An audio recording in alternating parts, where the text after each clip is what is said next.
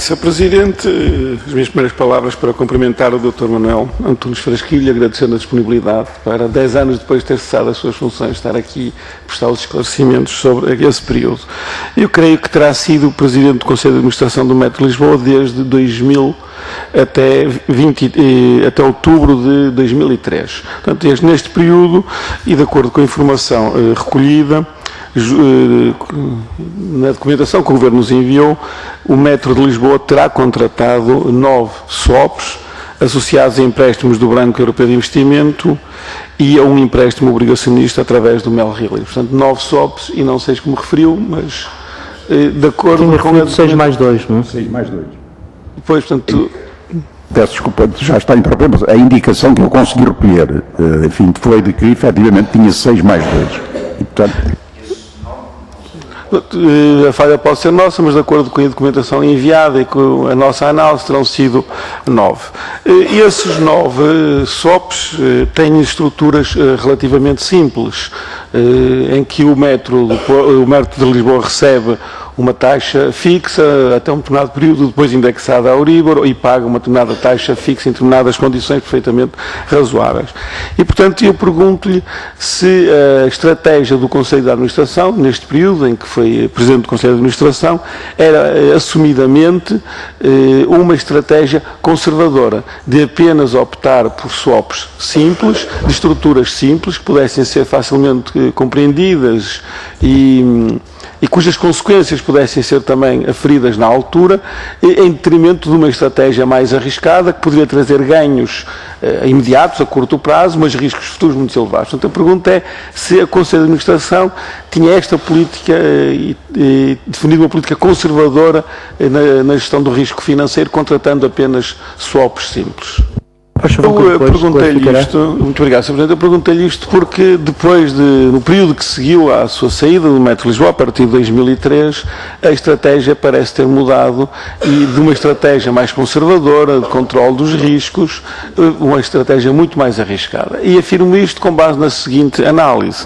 Desses swaps que referi, dos 9 que nós encontramos, poderão ser 8, a falha poderá ser na nossa análise, seguindo o percurso deles até à atualidade, 7 encontravam-se vivos no dia 31 de 12 de 2012. E desses 7, 3 eram swaps simples, contratados em 2003 e que não sofreram qualquer reestruturação, continuaram swaps simples até finais de 2012. Portanto, eram swaps do tipo vanilla. E as perdas que esses swaps acumulavam em 31 de 12 de 2012 era de cerca de 10 milhões de euros. Uma média de 3 milhões, 3, qualquer coisa, milhões de euros por swap. Mas 4 dos restantes swaps, dos 7 que estavam vivos, foram reestruturados nos anos seguintes, 2006, 2007, 2010, e passaram a ter estruturas do género Snowball ou Algorithmic Strategy.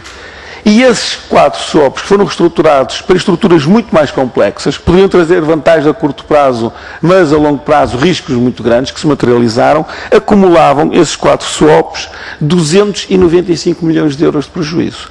Ou seja, enquanto os 3 swaps vanilla, em média, acumulavam cada um 3 euros de prejuízo em 31 de dezembro de 2012, os 4 que foram simples, que foram reestruturados para complexos, tinham na mesma data acumulado, em média, 73 milhões de euros cada um de prejuízo.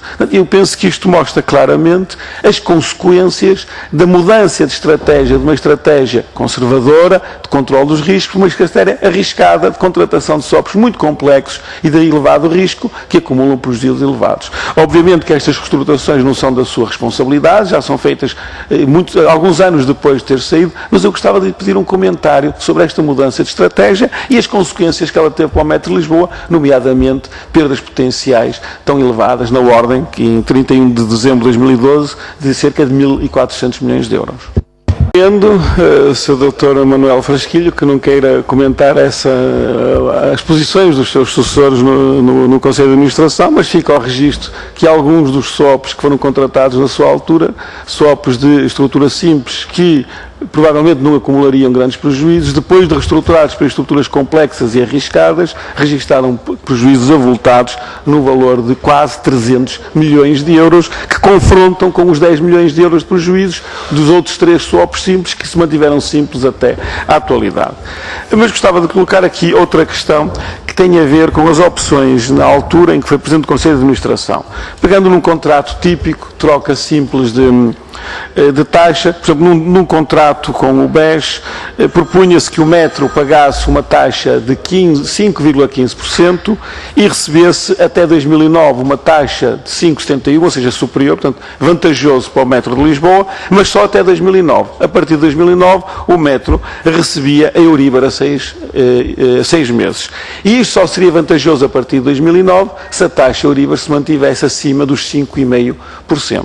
E o banco, neste caso o UBS, apresenta aqui uma estimativa na proposta que apresenta ao metro de Lisboa, uma estimativa para as expectativas futuras de evolução da Euribor.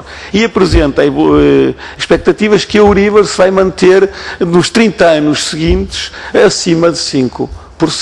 E temos que nos situar no tempo. Estávamos em 2003 e nessa altura, a altura do lançamento do euro, a prioridade da política económica a nível nacional e da União Europeia era de controle de inflação associado a um corte da despesa pública. E isto indiciava que com estas prioridades na política económica nacional e da União Europeia, a taxa de Euribor não se iria manter muito alto, nestes valores 4, 5, 6% durante muito tempo, cairia. E se caísse, a partir de 2009, o metro de Lisboa, registraria prejuízos porque recebia uma taxa inferior àquela que pagava. E eu pergunto se nessa altura não contestaram estas estimativas dos bancos que eram irrealistas e favoráveis a eles, mas desfavoráveis ao metro do Porto e que nesses swaps, do metro de Lisboa, acabaram por se transformar em algumas perdas recentemente. Muito bem, de qualquer maneira, prever em 2003 que nos 30 anos seguintes a taxa Euribor se iria manter em valores próximos de 6% era um cenário relativamente irrealista e muito favorável ao banco e, caso não se verificasse, acarretaria perdas para o metro de Lisboa. A outra questão que também queria levantar aqui tem a ver com um e-mail dirigido de um responsável do banco ao Dr. José Maria Ferreira de Melo, que penso que seria o diretor financeiro, quem assinava os contratos SOPs nessa altura, e ele faz aqui uma afirmação que eu gostaria de lhe ler e depois pedir um comentário. Diz neste e-mail, portanto, que os resultados, não consegui resultados que considero realmente satisfatórios nas propostas a apresentar, e depois faz a seguinte consideração, e vou citar: uma das ideias que já me passou era a de fixarmos a taxa através do fecho de um swap, aproveitando a conjuntura de taxas baixas. Melhorava logo o nível de funding, embora pouco. E, posteriormente, quando as taxas subissem, vendíamos mais caras as opções que melhoravam o funding. Quanto mais caras o metro vender estas opções, mais barato vai ficar a taxa de swap. Fim de citação. Portanto, o que esta troca de e-mails indicia, este e-mail recebido, enviado pelo banco ao diretor financeiro do Metro Lisboa, indicia é que a estratégia era, aproveitando a conjuntura, contratar um swap, que já sabíamos que até à maturidade não ia ser favorável, não ia ter resultados favoráveis para o Metro Lisboa, mas na expectativa de, algum tempo depois, se a conjuntura se alterasse, reestruturar esse swap para obter algo mais favorável. O que não estava certo, que se pudesse depois reestruturar nas condições mais favoráveis para o Metro de Lisboa. Portanto, eu perguntava se era esta a política do Metro de Lisboa. Contratar, na altura, algo que não era satisfatório até à maturidade e depois, mediante a evolução, tentar renegociar para obter o melhor negócio possível e a melhor taxa para o Metro de Lisboa. Era esta a estratégia seguida pela Metro de Lisboa?